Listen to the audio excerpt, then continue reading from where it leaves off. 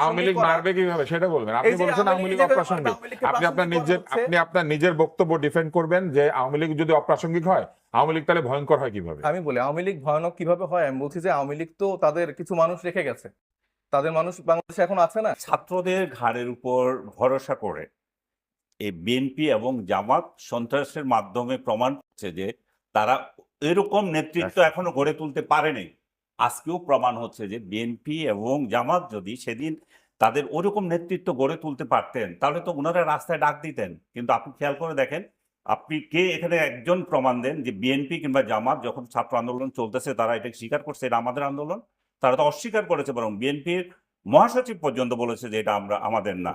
তো তাহলে আপনি কি আপনি যেদিন যাত্রাবাড়ির একটা রাস্তায় 22 বার আক্রমণ হয়েছে, আমি বলেছি যে এইটার সাথে সিমিলারিটি আছে 2013 সালের যুদ্ধাপরাধী বিরোধী আন্দোলনের সঙ্গে। আমি আশঙ্কা করছি যে এটা শিবিরের কাজ। এরপরে আমাকে তখন বললো যে না না এটা আমাদের কাজ না। আর আমি যখন ওই ছাত্রদের ওইটা বললাম, এটা বললো যে ছাত্রদেরকে আপনি সন্ত্রাসী বলেছেন। আমি সেদিনে বললাম না রে বাপ, আমি তোমাদের কারো সন্ত্রাসী বলে নাই। আমি বলছি কেন মেট্রো রেলে আগুন, সড়ক ভবনে আগুন, বিটিভিতে আগুন, এবং এই সেদিন আমি যে কথাগুলো বলেছিলাম আজকে 5 আগস্টের পর তারাই সেটাই স্বীকার করছে যে আমরা আগুন দিয়েছিলাম সেখানে। বিচারাধীন অবস্থায় আছে এবং এখন সেটা তারা ক্রেডিট নিচ্ছে। আসলে আমরা কিন্তু পুরো অনুষ্ঠানের প্রসঙ্গ থেকে সরে গিয়ে আমরা দেখেন আমি কেন বাধা দিয়েছিলাম স্বীকার করছে কোথায়? আমি তো অনলাইনে না ভাই আমি দেখেন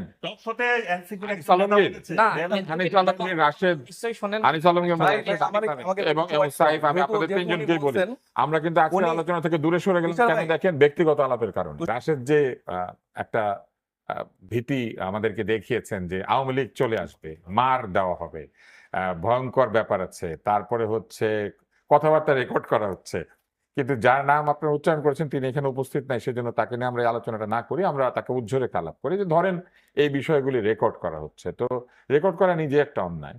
আবার আপনারা যার নামটা ব্যবহার করছেন রাশেদ, তিনি তো অত্যন্ত আস্থাভাজন সরকারের প্রধান উপদেষ্টা, তাকে নিয়ে নিউ ইয়র্কে বেড়াতে গিয়েছিলেন। তো আপনি একটু বলবেন কি যে আস্থাভাজন লোকজন এরকম কেন বলছে?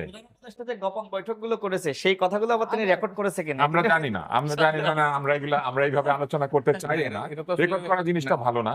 কিন্তু আমরা কোনো জিনিসটা জানতে চাই, সেটা হলো ছোটবেলায় আমরা কবিতা শুনতাম আর কি সাহেব, যে খোকা ঘুমালো পাড়া জোড়ালো বর্গি এলো দেশে, তো এখন তো বোঝা যাচ্ছে খোকা ঘুমালো পাড়া জোড়ালো আওয়ামী লীগ এলো দেশে, এরকম একটা অবস্থা তৈরি হচ্ছে। আওয়ামী লীগ কোত্থেকে আসবে? আপনি বলেছেন আওয়ামী লীগ এখন আর আলোচনার বিষয়ই না, কিন্তু রাশেদ বলছেন আওয়ামী লীগ ঢুকে পড়বে।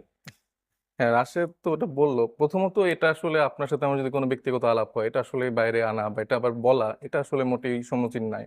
আর ওনারা যেহেতু সিনিয়র লিডার, তাদের তো আসলে আরো ম্যাচুরিটি আসলে দেখানোর কথা।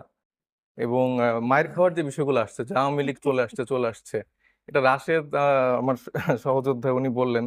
আবার অনেকভাবে ধরেন যে আরো অনেক মানুষই বলার চেষ্টা করে বা এই ন্যারেটিভটা আবার এস্টাবলিশ করা হচ্ছে। তখন ধরেন আপনি একটা অন্য কারো পোস্ট শেয়ার করছেন, আপনি কখন এই পোস্টটা শেয়ার করেন?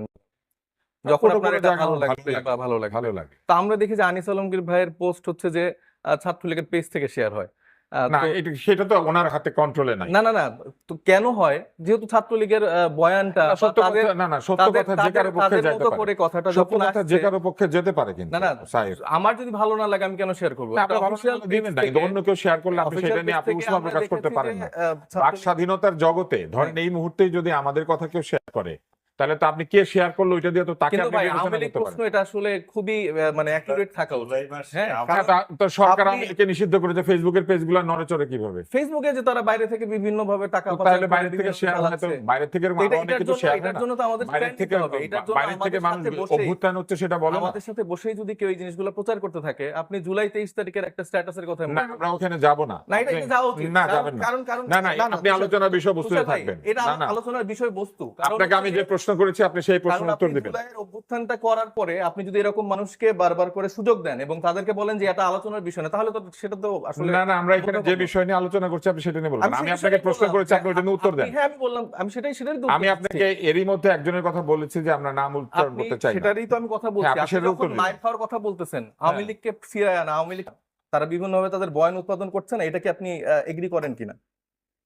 বয়ান উৎপাদন করলে কি মানুষকে মারে? বয়ান দেওয়া কি অন্যায় নাকি? আপনি দেখেন মানে in a society where you are preaching free speech, সেখানে কেউ বয়ান দেওয়া কেউ নাকি? জায়গা বয়ান না। যে খুশি দিবে, সে কি আপনাকে মারতে আসছে? ওয়ার্ডিং আছে যে প্রুফ অফ জাস্টিফিকেশন, যখন আপনি একটা মিথ্যাকে রেগুলার বেসিসে মানে সুন্দর করে বলতে থাকেন, আপনি ধরেন যে মেট্রো রেলে উঠলেন, উঠে বলতেছেন আমি কোনোদিন মেট্রো রেলে এর আগে উঠি নাই, আজকে আমি তো উঠে- উঠি না এখনো। না না, আমি একটু কথা বলছি, আমাকে তো একটু উদাহরণ এক্সাম্পল দিতে দেন। আপনি যখন এই মেট্রো রেলে উঠে বলতেছেন যে আমি কখনো উঠি নাই কিন্তু ভালোই লাগতেছে, শেখ হাসিনা তো কিছু উন্নতি করছে। আবার আপনি পদ্মা সেতুতে ওঠার সময় যখন বলতেছেন যে মানে পদ্মা সেতু হয়েছে, এটা তো ভালোই লাগতেছে। তো এইভাবে যে আপনি পদ্মা সেতুকে ভালো বলা যাবে না। আপনি ভালো বলেন, কিন্তু আপনি তো এটার জন্য শেখ হাসিনাকে তো ক্রেডিট দিতে পারেন না। আপনি কি এটার জন্য শেখ হাসিনাকে ক্রেডিট দিবেন? পদ্মা সেতু নির্মাণের যেই ব্যয় হওয়া উচিত তার থেকে কত না না, গুণ কিন্তু যে সংস্কার এখন নির্মাণ হচ্ছে, এটা হয়েছে। ক্রেডিট কে পাবে? যারা এই যে ঐক্যমত্য কমিশনে যারা আছে, রাজনৈতিক দলগুলো আছে, তারা সবাই পাবে। ও ঠিক আছে, আপনার প্রশ্নের আমি উত্তর পেয়েছি। না, আমার কিছু প্রসঙ্গ এইবার আপনাকে আমি যে প্রশ্নটা করেছিলাম সেই প্রশ্নের উত্তর দেন। না, কিন্তু আমি প্রসঙ্গটা আমার শেষ করতে হবে, নাহলে তো আসলে হলো না। আপনি নিজের প্রসঙ্গ ঠিক করবেন, আমার প্রশ্নের উত্তর না, দিন। ডেফিনেটলি আপনি যখন কোশ্চেন করছেন সেটা তো আমাকে উত্তর দেওয়ার সুযোগ দিতে দেন হবে। প্লিজ দেন। আমি সেটা বললাম যে আপনি যখন এরকম করে আস্তে আস্তে ডেইলি বেসিস আপনি যখন একটা মিথ্যাকে ডেইলি বেসিসে বলতে থাকেন, আপনি যখন বলতে থাকেন যে এই সরকারের যখন চলে যাবে তখন হচ্ছে যে প্রধান উপদেষ্টা যিনি ছিলেন তার বাসায়ও সেরকম ভাবে হামলা হবে, যে ছাত্র প্রতিনিধিরা আছে, কিন্তু আবার তরুণরা আছে। হ্যাঁ, তখন কি আমি হবে? ভাই বলতে হবে, হ্যাঁ, কারণ তখন আমি কি হবে? যে মানুষটা এগুলো বলে যাচ্ছে শেষ করে দিন। সেটা আমার ডিফেন্ড করতে হবে। এটা আমাকে শেষ যদি করতে না দেন তাহলে এটা দুঃখজনক। তাহলে আপনি বলেন যে আমি বলবো না। আমি কি বলতে পারি? আপনি বলেন। বিএনপি তারপরে জামাতের উপরে ভর করে ছাত্ররা হচ্ছে সন্ত্রাসী কার্যক্রম করছে, এই বক্তব্যগুলো যখন সেই সময় বলা হয় এবং জুলাই পরবর্তী সময় ডেইলি বেসিসে আপনি যখন দেখেন যে আওয়ামী লীগকে প্রাসঙ্গিক করা হচ্ছে, আওয়ামী লীগ কেন আমি আপনাকে একটা মাঝখানে একটা প্রশ্ন করে আওয়ামী রাখি। লীগ কেন ভোটে আসবে না, আওয়ামী লীগ ছাড়া আসলে সুষ্ঠু নির্বাচন সম্ভব না, তারপরে এই যে বাড়িঘর আগুন দেওয়ার কথা, এই কথাগুলো যদি ডেইলি বেসিসে একজন সবসময় এরকম করে প্রাসঙ্গিকতা তুলতে থাকে, বয়ান উৎপন্ন করতে থাকে, তাহলে তো অবশ্যই সম্ভাবনা তৈরি হয় যে তরুণরা তারপরে যারা আসলে অভ্যুত্থানের সামনে সারিতে ছিল তাদের মায়ের খাওয়ার অবস্থা। আসেন, আমি আপনাকে আরেকটা প্রশ্ন করি, সেটা হলো 19শে জুলাই আমি রাস্তায় দাঁড়িয়ে বক্তৃতা দিয়েছি, আমার কাছ থেকে 10 ফিট দূরে লাঠি হাতে যাদেরকে আপনারা বলছেন মারবেন তারা উপস্থিত ছিলেন। সেখানে আপনাদের এই সরকারের উপদেষ্টাও ছিলেন, তিনিও বক্তৃতা দিয়েছেন, একজন উপদেষ্টা ছিলেন। তো আমাকেও তো ফ্যাসিস্ট বলা হয়েছে। তো আমি কি সেটার জন্য বলবো যে আমাকে ফ্যাসিস্ট বলে শেয়ার করা হয়েছে, সেই জন্য আমাকে কেউ আমি তো ভাই আপনার কথা কোনো কিছু বলছি না। না, কিন্তু বলা উচিত? আমি এটা এই প্রসঙ্গে তো আমি কথা বলছি না। আমার যেটা অ্যাকুরেট প্রশ্ন সেটা মানে মানে এটা আমি একটা প্রশ্ন করেছি আর কি। আমি বক্তৃতা দিয়েও কেমনে ফ্যাসিস্ট হলাম? না, আপনাকে তো কেউ ফ্যাসিস্ট বলা হয়নি ভাই। আচ্ছা, ঠিক আছে। আসেন আমরা মূল জায়গাতে যাই। তাহলে কে মানে আপনারা মনে করছেন যে সত্যি সত্যি এখন যে পরিস্থিতি হয়েছে তাতে এই ধরনের সম্ভাবনা দেখা দেওয়ার সুযোগ আছে ইলেকশনের আগে? হ্যাঁ ভাই, সম্ভাবনা অবশ্যই আছে। কারণ আমরা হঠাৎ করে দেখছি ঝটিকা মিছিল হচ্ছে বিভিন্ন জায়গায়, বাংলাদেশের বিভিন্ন জায়গায়, আবার নতুন করে মানুষ অনুপ্রাণিত হচ্ছে কিছু মানুষের দ্বারা, যারা টক শোতে আসছে, যারা আসলে বিভিন্নভাবে নিজেদের সোশ্যাল যে হ্যান্ডেল গুলো আছে সেখানে রেগুলার বেসিস যখন বলছে আপনারা বের হচ্ছে না কেন, আপনাদের তো রাইট আছে, আপনারা ভালো আওয়ামী লীগের, আপনারা রিফাইন্ড আওয়ামী লীগের। আওয়ামী লীগের ধরেন মানে শয়তানের মধ্যে কি আপনি ডেফিনেশন করতে পারেন যে ভালো শয়তান খারাপ শয়তান? শয়তান তো শয়তানই। এটার মধ্যে আবার ভালো শয়তান খারাপ শয়তান এগুলার যে একটা বয়ান উৎপাদন করা হচ্ছে, এটার মাধ্যমে তো ইজিলি মানুষ তো যারা আসলে বাইরে আছে বা একসাথে আছে গোপালগঞ্জের মতো জায়গাগুলোতে যারা আসলে লুকিয়ে আছে যেসব সন্ত্রাসীরা, তাদের তো আবার টাকা মানে টাকা পাঠানো হচ্ছে, এবং তারা কিছু এরকম সিভিল সোসাইটির কিছু মানুষকে রাখতেছে যারা বিভিন্ন জায়গায় টক শোতে বলেন আমাদের সাথে ঘোরাফেরা করে এই বয়ানগুলো উৎপাদন করছে। তো এর মাধ্যমে তো আওয়ামী লীগ অবশ্যই ফিরে আসার কিন্তু সম্ভাবনা ধরেন তৈরি হয়। এই যে এই অর্থের লেনদেন হচ্ছে কিংবা বাইরে থেকে টাকা পয়সা আসছে, এগুলা যদি জানাই যায় তাহলে সরকার সেগুলো বন্ধ করছে না কেন?